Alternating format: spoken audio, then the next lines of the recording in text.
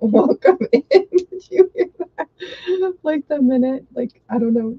I think that was my Alexa. Did you guys hear that? Okay. Hello. Welcome, welcome. This is the Q&A. I do these Q&As almost every week in the High Priestess Tarot School. Today we are actually welcoming in members of the free group Learn Tarot and Magic with Sunny and our YouTube community as well. So if you are here viewing from any of those places, whether it be the High Priestess Tarot School or someplace else, please feel free to share a little wave, say hello. If you're watching the replay, let us know. And yeah, so this is a weekly Q&A that we do in the High Priestess Tarot School. So anything goes. You can ask questions about tarot. You can ask questions about intuition or magic. Anything goes. Could you guys let me know if my sound is okay? Can you hear me? Can you see me? And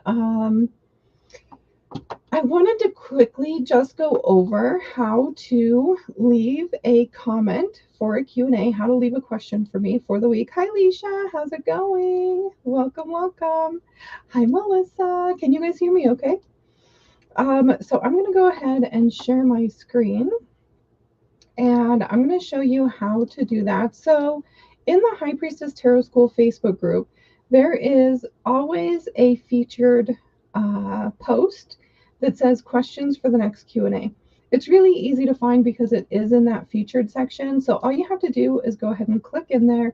You can leave a question at any time. So this means that you don't have to be live with me in order to get your questions answered. And what I do is while I'm answering questions, I actually reply to your question with a timestamp and a link to the video. So just in case you can't be here live, you can't watch live, then you can always watch it back later. You can go to the timestamp. You don't even have to watch the whole thing to find your question answered. And that way you can drop your question as soon as you have it. And then as soon as I do the Q&A, you'll be able to see it. Hi, Fiona. Hi, Kathy. Thank you so much, Kathy. Hi, Fiona. Hi, Kiki. How's everybody doing today? Okay, so I'm going to quickly get this link so that I can put it on. Let's make sure this is muted. So I can put it on comments so that I can. And then we'll go ahead and get started. I had some things I wanted to talk about too, but we actually have some pre-submitted questions today. So we'll tackle those first. If you guys have any questions, go ahead and drop them, and I will prioritize the people who are here live first. And yeah, so also in this live at some point, what I wanted to talk about with you guys is building a relationship with your cards, because I feel like a lot of people in High Priestess Tarot School get really excited and they get really gung-ho about creating their study deck. They have a study deck, and then a lot of times there's a bit of a lull. So I wanted to talk about the step of building a relationship with your cards, lots of different things that you can do in that step, and also, you know, just a reminder that that step goes on forever. So even though you may start to work on other steps as well, you will be working on building a relationship with your cards for as long as you're using tarot. Okay, so let's go ahead and get started with the pre-submitted questions. And the first question is from Kiki. What if a card that is drawn doesn't fit the answer to the question or doesn't resonate with the client? Do you draw another card? Yeah, I mean, if you're ever in a situation, Kiki, where the card doesn't seem to fit or it doesn't seem to work, you could just draw a new card. That's perfectly fine. There's nothing wrong with that. However, one of the things that I've noticed that works really well for me is I ask my client. So for example, I start talking about the card. I say, this is the Seven of Swords, and this card, my keyword is trickery. But I think of this card as maybe misdirection or pausing or caution.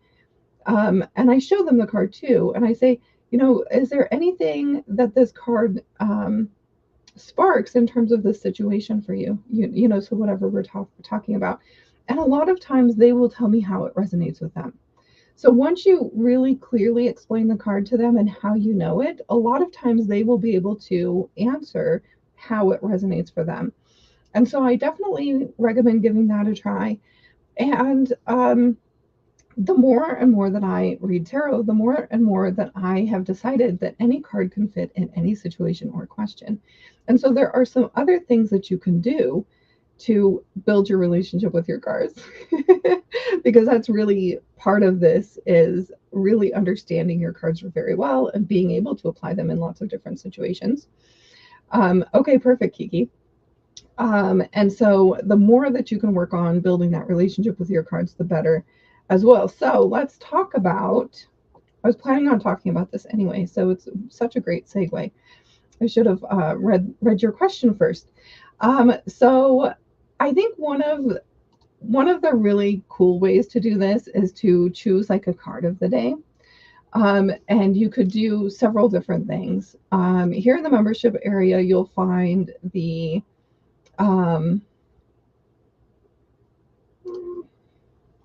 nope, here. You'll find the Tarot Reflections Journal. So let's say you picked a card of the day and you picked the Sun.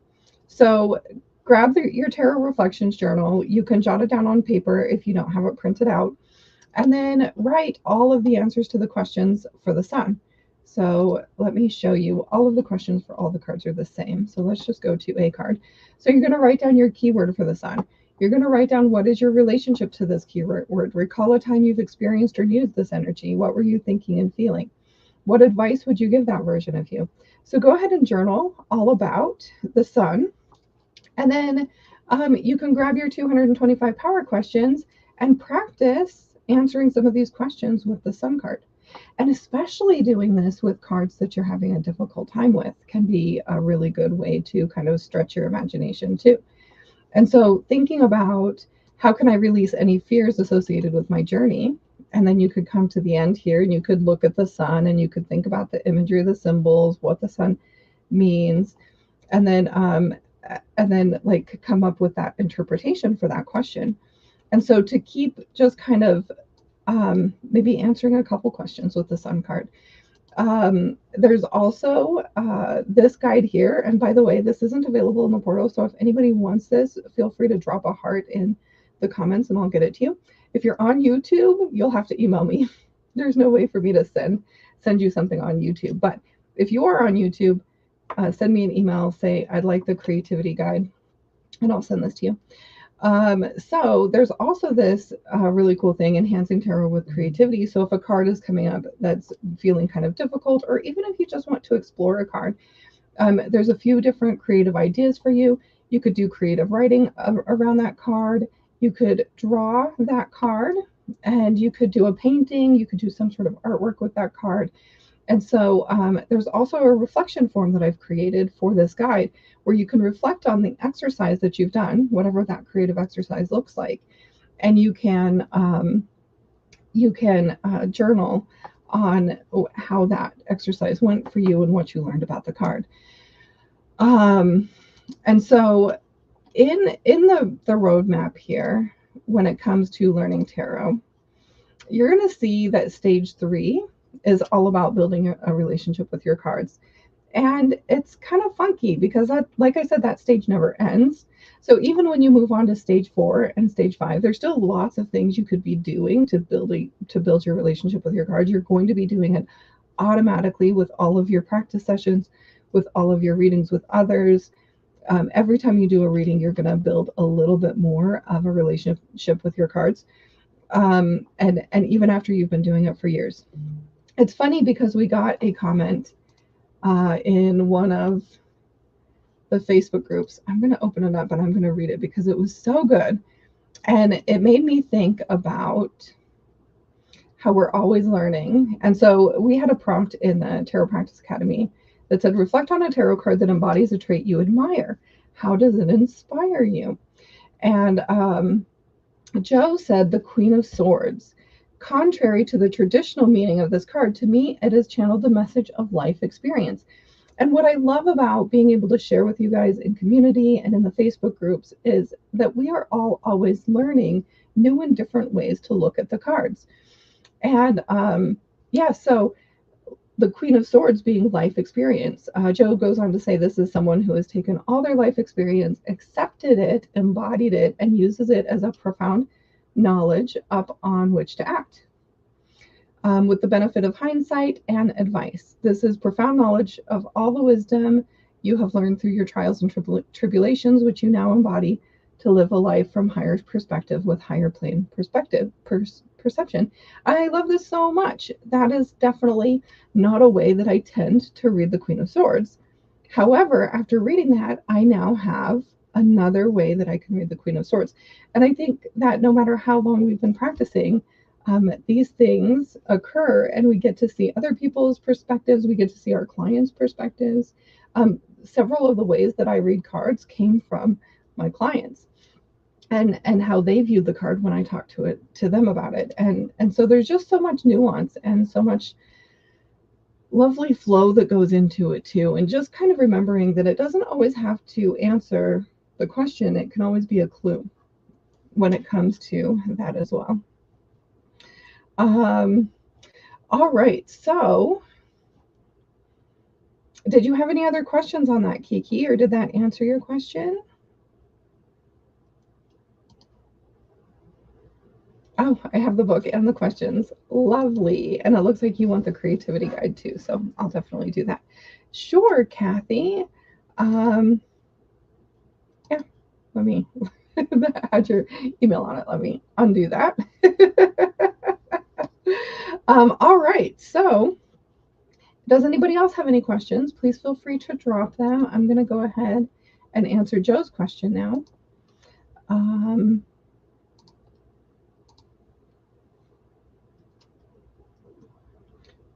13 minutes. Okay, so Joe asked, hi, I'm new here and so happy to be a part of the community. I'm just wondering, on the business side, is there anything anywhere to teach you how to set up a membership and community site for your business? I guess much like what I have for the High Priestess Tarot School. I want to create a membership type of business for my tarot reading, but I have no tech knowledge at all and a very low budget. I find things like Mighty and Circle expensive unless you already have clients that I had a quick look at things like ClickFunnels and similar. By the way, Joe, ClickFunnels is what I've been using, but found them so confusing and hard to navigate. ClickFunnels is, I think, not the most user-friendly platform. What I do love about ClickFunnels, however, is you can build your funnels there and have your membership there. So it's almost like a program that you get, two sides, which is kind of nice. Any advice or suggestions or experiences at all, thank you in advance. So in the training portion for the business training, I do not have anything about memberships yet. Although if there's enough people interested in it, I will create trainings on memberships and how to set up your own memberships. However, I think that there's definitely a lot of steps you can take prior to the membership piece, especially you said it's expensive unless you already have clients. And so I suggest building up your community a little bit first. I suggest having regular income coming in first, because no matter what you choose, any sort of membership platform is going to cost monthly. And so having a little bit of community built up and a little bit of revenue built up is definitely something that I would work on first before creating membership. And then also, there's so many ways for me to answer your questions, any questions that you have. And so when it comes to creating your membership, for example, you could always ask questions here in the Q&A that are usually every Thursday. You could always come to a tarot practice session, in which case that's for Tarot Practice Academy members, where at the end of the session, everybody has a chance to ask me any questions. And then also, if you post it in the Tarot Practice Academy group, I can always come along with a loom. I can give you a little bit of help there and a little bit of feedback there. So you can always ask there as well. And we also have a coaching session every month in Magic and Intuition Mastery. So there's a lot of ways that you can reach out to me with any questions that you have. And even if you are working on your business and you're not exactly sure what to focus on first, we do have the training in the Tarot Practice Academy Joe with, some of the beginner steps. And I know you're working through Prosperous Priestess Path, which is in the High Priestess Tarot School. So as soon as you're finished with that and you're kind of looking for next steps, jump on into Tarot Practice Academy. I'm going to show you real quick. Why is that? Oh, I should have clicked on a different button. Oops. Okay, so here in the Tarot Practice Academy,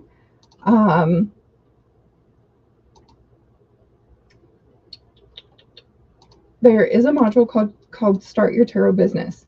And this checklist is a in-order checklist for you in order to start your tarot business. And so the essential business steps are here. I don't have any training on those because those are the sorts of things that you would want to discuss with an accountant. And then number 2, you can see these like little cash symbols. This is the Prosperous Priestess Path. So the next steps that you're going to have is all in the Prosperous Priestess Path, which you are already working through. And then after that, these next 4 steps are in the Tarotpreneur's Email List Mastery Kit, which I know you have as well. And so following along those, and then when you get to the next step, just go ahead and let me know, and I can help you with any next steps that you have. I can help you figure out how to do it. I can help you with any trainings for that as well. There will be more trainings after that go into deeper detail on these topics, and I'm actually thinking that those will start being added to the portal in just a few months. So right now I am working on my signature system to help you guys gain clients and set up your business. And so just know that is coming. And if you have any questions, I can help you along the way. All right. Kat says, how do you have your banner behind you hanging up? I want to do something similar, but I can easily move around. So the reason why this is so easy for me is because my ceiling has those panels. Kind of like in schools, there's a lot of schools with those panels with the metal, and then it's got the panels the square panels that you can kind of push up a little bit.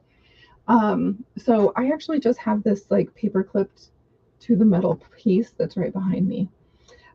You could just tack it to the ceiling. Mine is connected to the ceiling, so as long as it's long enough, that's a pretty good way. They make things that you can put behind you that you can hang them off of as well. But most people that I see just tack it straight to the wall, especially if their back is right up against a wall. And I think you could easily tack it up to the ceiling as well. So those are my suggestions if you don't have a ceiling like mine. Yes, no worries, Vicki. I'll get that to you. All right, so that's all the pre-submitted questions. Are there any other questions that you guys have for me? I wanted to talk a little bit more while you guys are putting your questions in about this creativity guide. Because I think that one of the things that's really good about having a creativity guide. Oh, Kat asked what size is yours. I'm not sure. It's just a regular tapestry on Amazon, I think. I can try to find out and send you the measurements, Kat. I actually kind of find it to be a little bit too small, if I'm being honest. But maybe it's just my setup. Okay, so anyway, one of the things that I think is really cool about the creative ways to connect with your card is it automatically takes you out of that sort of thinking side and puts you into the creativity side. And so this can be a really great way to connect in with your creativity side. So things like coloring books with the tarot cards, things like creative writing, drawing, truly anything. Like we have here drawing and painting, but you could do a chalk drawing outside. You could do paper mache. Like there's the sky is the limit when it comes to creativity. But I feel like when we're in this sort of creative mode, whether we're watercoloring, whether we're painting, whether we're drawing, whether we're writing, it just uses a different part of our brain, which helps things stick for us when it comes to especially the intuitive part of things. Oh, yay, that's awesome, Kat. I'll see you there. Any other questions, guys?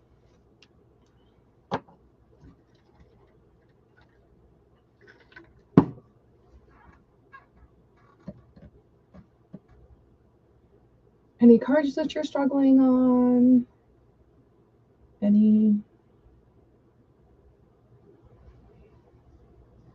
Anything when it comes to readings? How's everything going for you guys?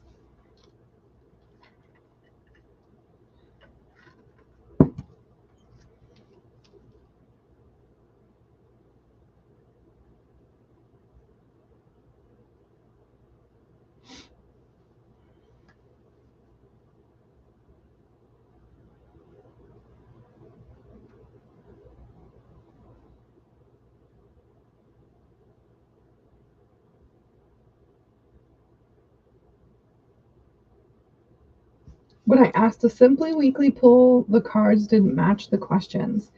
Yeah, so I think when it comes to the cards matching the questions, kind of like I was talking about before, it really comes down to building a deeper relationship with your cards. So, how do you feel, Vicky, in terms of card meanings? Where do you feel like you're at with the card meanings? Um, and have you practiced with um, spread questions before?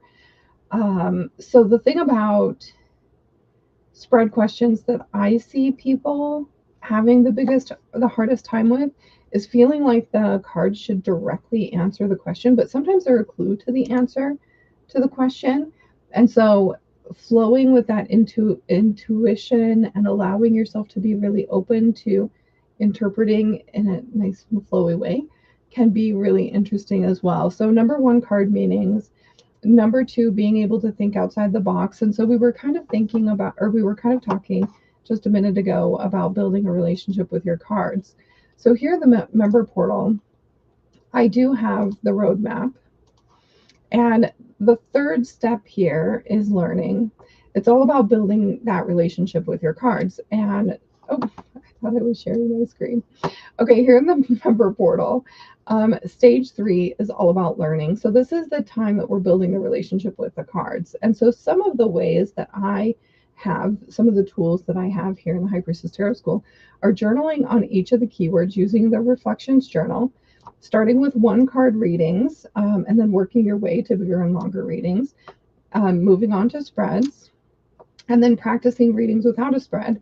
And we have a couple other tools. So the 225 power questions is really good for learning more and more about each and every one of the cards.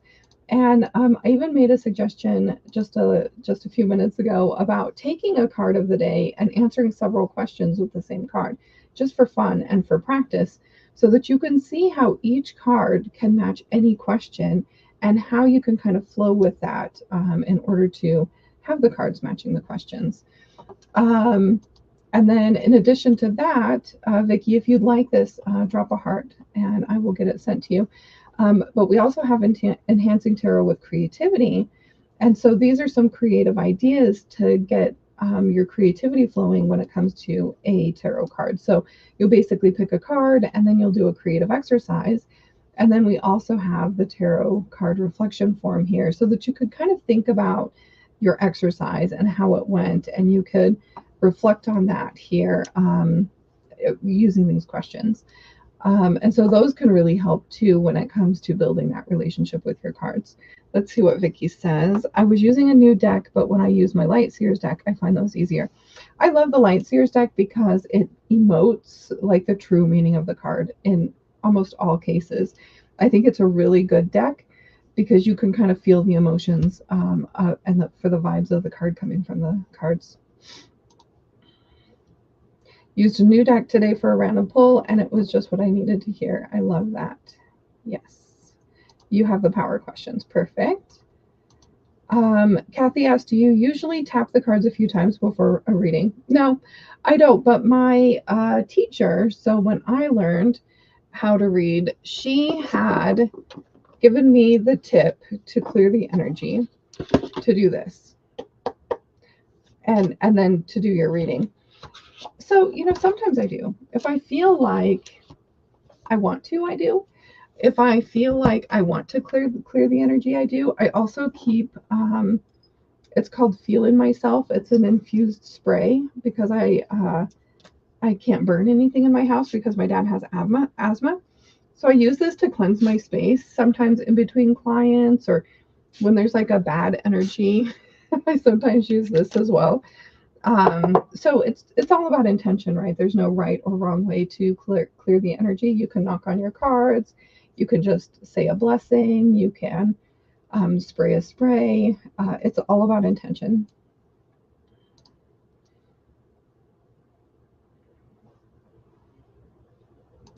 Ashlyn, hello. Is there a place where we can provide our free reading and testimonial forms to get some feedback? I sent mine out for the first time this week, but the first request was for a love reading, and my approach is more personal development and self love. Yeah. Where did you send yours out? Was it just in like a random group? I'd love help figuring out how to incorporate that into my form. Oh yeah, so like, are you talking about an initial form before people sign up for you? Is there a place where we can provide our free readings and testimonial forms to get some feedback? Did you post it to get some free readings? Okay. Well, one of the places that you can do that within our community is you can just post in the Tarot Practice Academy and say, hey, I am looking to do some free readings for feedback. I love personal growth, spiritual growth readings. If you're interested, drop an emoji here. And then you can reach out to everybody and you can schedule that reading with them. So that's really the only group where that sort of thing is allowed within our communities. So feel free to do that.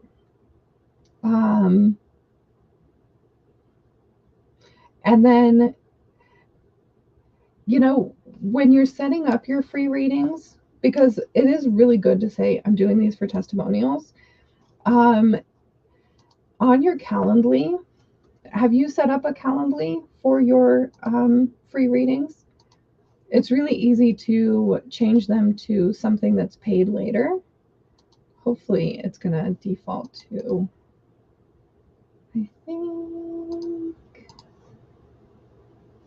I guess I should stop sharing just in case that's not the right one. Log me in with Google. Okay. Because I created a Calendly.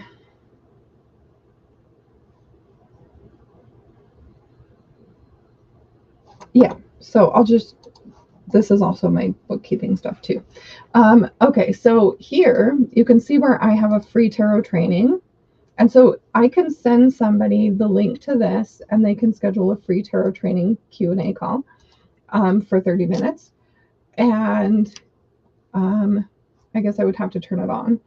But what you can do is you can have people fill out a form when they schedule with you. So you can create a free event or a free offering and then also have the intake form. And on the intake form, you can have a checkbox that says, I understand that these are for personal spiritual growth. Maybe even have a disclaimer on that input form that says something like any sort of boundaries that you have, like no health, no pregnancy, no future questions, whatever those boundaries are, you can put them in there as well. And then also what's great about it is it syncs with a Google Calendar. So you can leave open your timing that you are available. And so they're actually scheduling. You don't have to do anything, right? You can just send them the link and they can schedule at a time that works for you after you've already set it up with your calendar. Okay, so you said you don't have that yet. So we actually do have the walkthrough in terms of setting up your Calendly in the Prosperous Priestess Path. Day 1.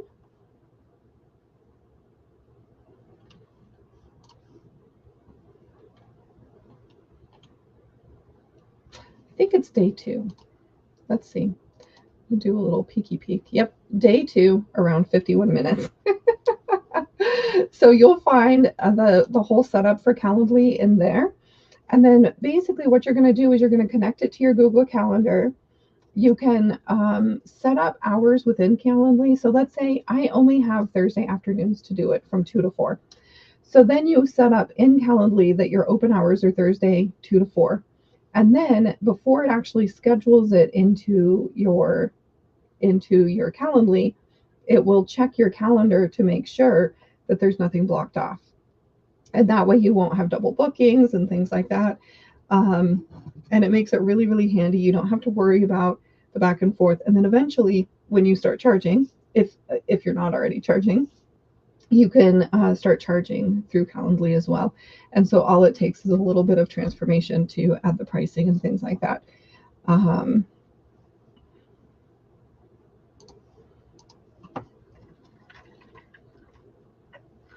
and if you'd like me to look at your form and give you feedback on the form itself, I can always do that as well. All you have to do is drop it in the Tarot Practice Academy, and I'll take a look at it. And did you create it based off of my template? You're so welcome, Ashlyn. I'm so excited for you. Free readings is amazing, and it's such a huge step. So congratulations.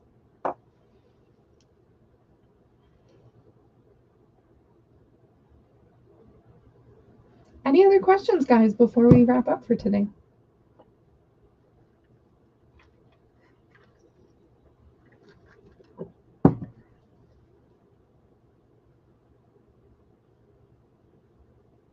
Perfect. I'm sure it's great, Ashlyn. But I'm more than happy to give you feedback on it.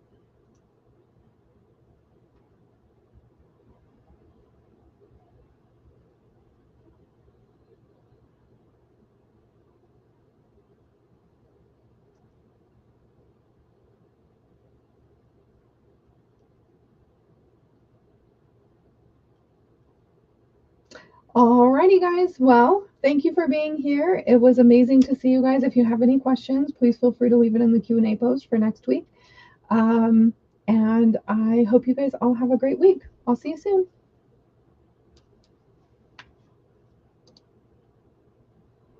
You're welcome, Vicki. Bye.